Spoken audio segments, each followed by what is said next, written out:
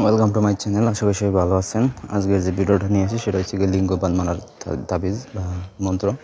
তো আপনার যদি কোনো শত্রু থেকে থাকে বা কোনো প্রেমিকা বা যদি কেউ আপনার সাথে খারাপ আচরণ করে মানে শারীরিকভাবে, তো তার কীভাবে লিঙ্গ বা পেনিস নষ্ট করে রাখবেন যাতে সে বিয়ে করতে না পারে বা বিয়ে করলেও যাতে আর কি সে মিলন করতে না পারে, তো ওইরকম আপনি কীভাবে তারা রেখে দেবেন সেটা আমি বলে দিতেছি আজকের ভিডিওতে। তাই পর্যন্ত শেষ পর্যন্ত দেখুন, তাহলে বুঝতে সুবিধা হবে বা কাজ করতে পারবেন। আমাদের দিয়ে যদি ওইরকম কোনো কাজ করতে চান তাহলে অবশ্যই যোগাযোগ করবেন। স্ক্রিনে একটা নাম্বার আছে, নাম্বার যোগাযোগ করবেন। ইমো, হোয়াটসঅ্যাপ বা সরাসরি কল করবেন। আমরা শতভাগ গ্যারান্টি দিয়ে আপনি সেই কাজটি করে দেবো, ঠিক আছে?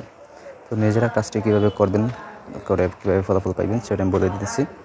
এই যে মন্ত্র দেখতেছেন আমার সামনে, মন্ত্রটি আপনি পাঠ করে দেবো। তো এটা 1008 বার এটা জপ করে সিদ্ধ করবেন যে কোনো অমাবস্যা বা পূর্ণিমা রাতিতে, ঠিক আছে?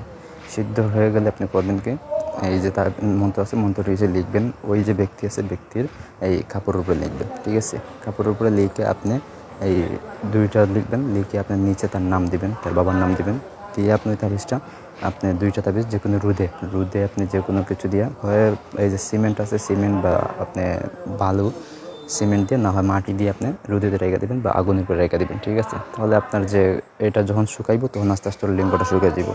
তার লিঙ্গ এমন অবস্থা হবে যে ওটা কোনো দিন দাঁড়াইবে না, ঠিক আছে?